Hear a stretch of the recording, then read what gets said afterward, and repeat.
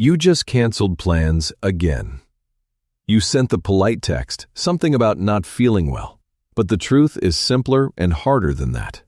You are just empty. Not physically tired, not sick, just completely, quietly drained in a way that is difficult to explain to anyone who has not felt it. You stare at your phone as the relief hits, and then immediately, the guilt. You actually like these people. You want to show up for them. But lately, even a casual coffee feels like something you need to mentally brace yourself for. So, you retreat. You go quiet.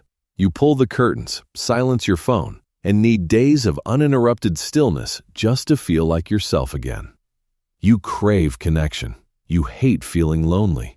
But the moment you are around people, all you want is to go home and close the door behind you. Here is what is actually happening. The drain is not coming from socializing itself. It is coming from the constant automatic work of managing how you come across.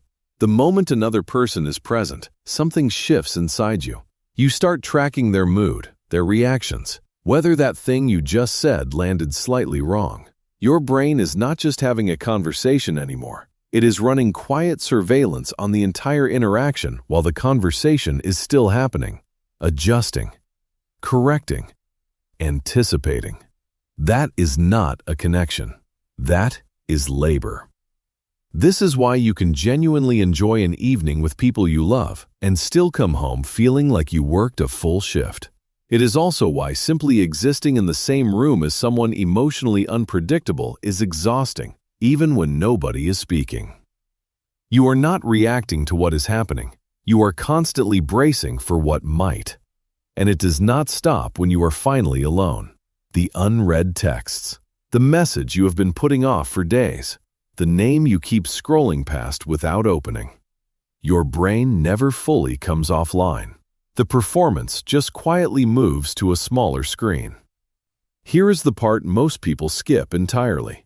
This pattern usually starts much earlier than people realize. At some point, staying alert around people became necessary. Maybe things at home were unpredictable.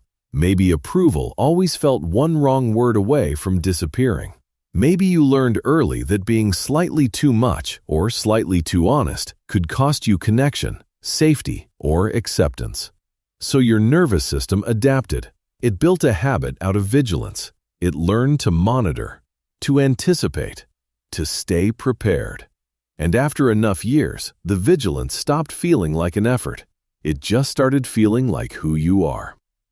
The slow cost of that is difficult to notice until it is already everywhere. You cancel more than you used to.